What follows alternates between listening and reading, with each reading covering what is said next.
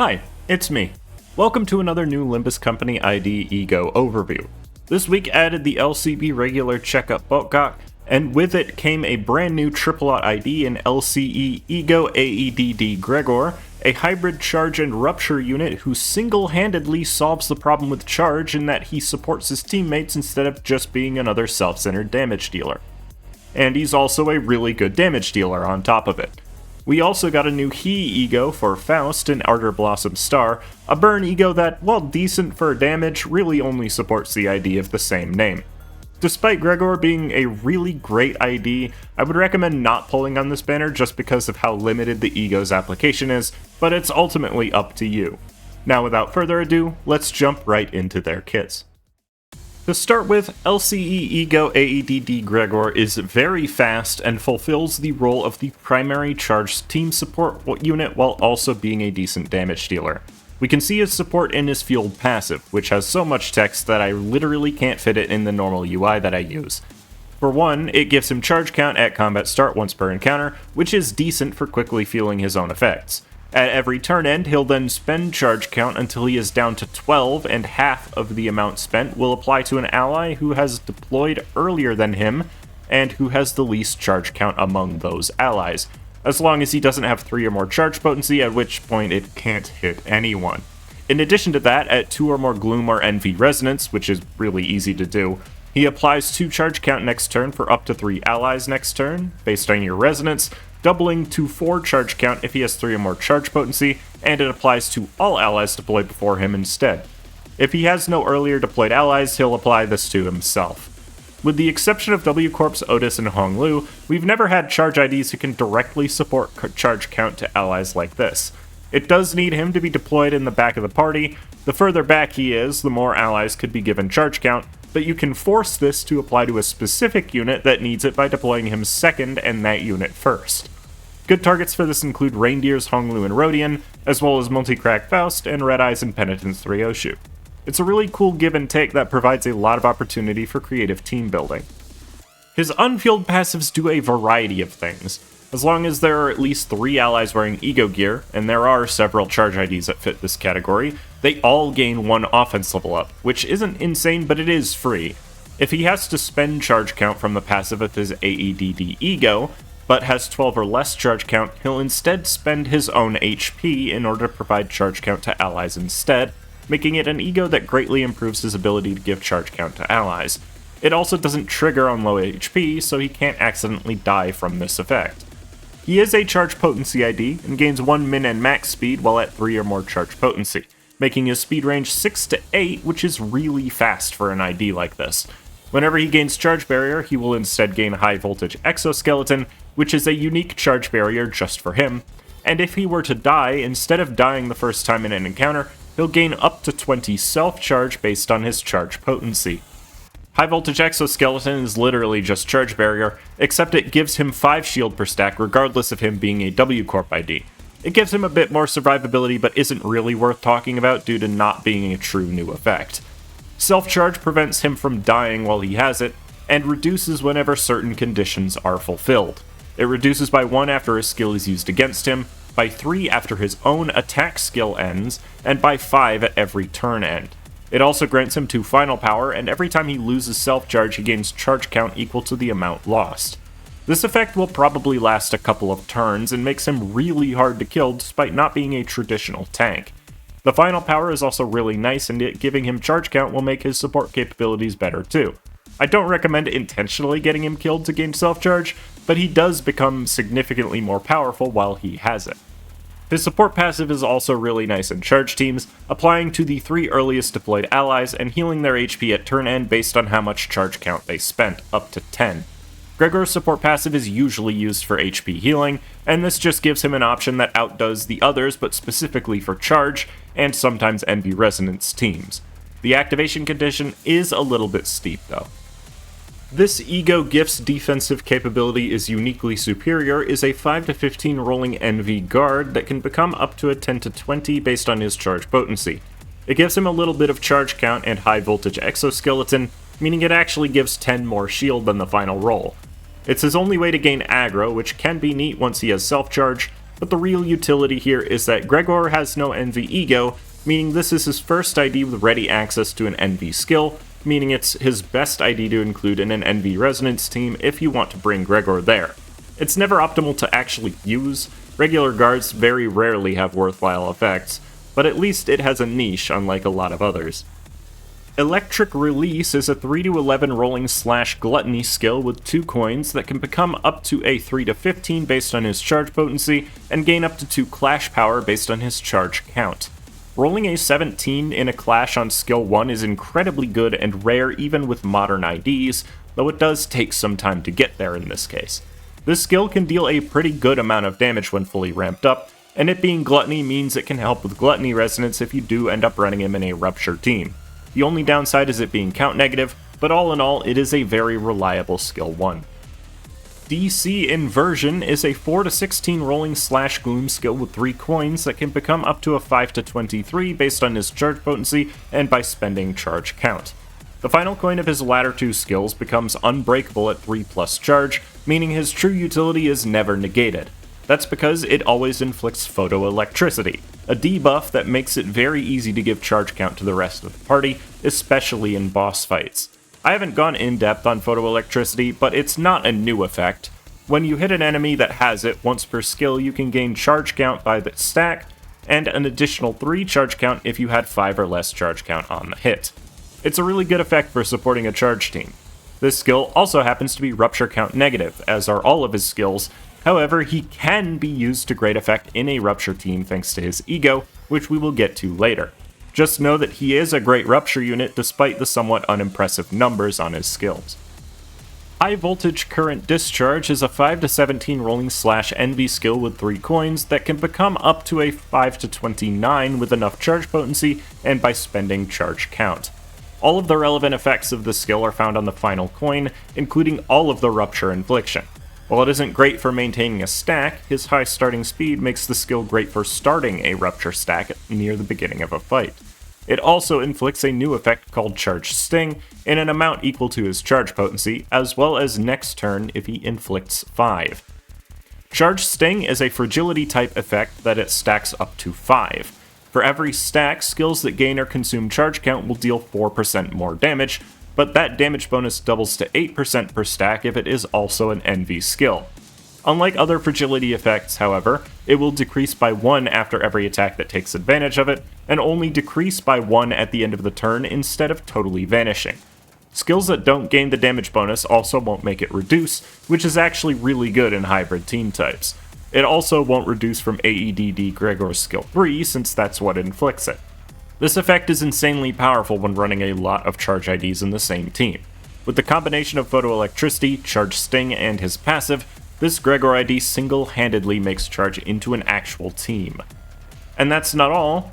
Once per turn, as long as he's at 3 or more charge potency, his skill 3 will become Maximum Output Ultra High Voltage Current Discharge, a 5-20 rolling/NV skill with 3 unbreakable coins and 3 attack weight, that can become up to a 6-30 with enough charge potency and by spending charge count. It is effectively just an AoE version of his other skill 3, but it deals a lot more damage and always inflicts the maximum amount of photoelectricity, though somehow is worse for Rupture since it can't be used as a stack starter since the infliction is on coin 1 now. It deals a lot more damage against single targets as well, so despite the weird Rupture mishap, this skill is something you'll basically always want to use if you can. There's really only one E.G.O that matters for this ID, and he happens to perfectly fuel it, and that is his AEDD, unsurprisingly. It generically increases his charge support capabilities through its passive and spark discharge. However, the most important thing here is that this E.G.O actually turns him into a good Rupture ID. It changes his skill 2 from being 1 count negative to being 2 count positive, and also makes every other Gloom skill that exists into count neutral or better. The Corrosion also allows him to inflict Spark Discharge to 3 targets at once, which is even better since it's actually a really practical Corrosion to use. No E.G.O is absolutely needed for this ID, but having AEDD is what will make him good for a Rupture team specifically. This ID is best at enabling Charge to be a team that is actually a team, while being one of their best offensive units at the same time somehow. The big 3 to keep in mind, and you'll probably want at least 2 of them, are In the Name of Love and Hate Don Quixote, Sword Sharpened with Tears Rodion, and Red Eyes and Penitence Ryoshu. These three are the only charge units with E.G.O gear. Ryoshu additionally is one of the IDs that really likes gaining bonus charge count from Gregor, since she needs to build up two types of charge at once, so she'll definitely want to be deployed before Gregor for best effect. Other units that become much better if they have charge count support from Gregor's passives are Reindeers, Honglu, and Rodion, as well as Multi-Crack Faust. While all three of them can build up the charge they need on their own, they are very inconsistent, meaning having them deployed before Gregor will make them all much more reliable as damage dealers, as they all have very strong peaks but struggle early in a fight without him. Deploying him alongside W Corp Otis is also pretty reasonable, as she is the only other unit who is really good at helping to give others' allies charge count. Multicrack Heathcliff also helps a bit, but since Photoelectricity caps at 3, having both him and Gregor will be a bit overkill in that regard, and Gregor is better at it anyways. Any of the W Corp units with a Rip Space type skill also gets huge benefits from Charged Sting. This includes Heathcliff, Don Quixote, and Ryoshu, all of whom are great units to also deploy before him if you want to. It's also important to note that almost every charge E.G.O gets double benefits from Charged Sting, so they are all going to be insanely strong for dealing damage. Heathcliff's Move in Reg, Don Quixote's In the Name of Love and Hate, Otis's Dimension Shredder, and Don Quixote's Electric Screaming are all amazing damage E.G.O already, and a 40% damage boost on top of that is crazy good. If you want him to use him in a Rupture team, you'll want to prioritize Rupture IDs that also have Gloom skills in order to fully benefit from Spark Discharge. Probably the most valuable of these will be W Corp Yi Sang, who is already one of the best inflictors of Rupture count if he uses Dimension Shredder, and also happens to be a charge unit.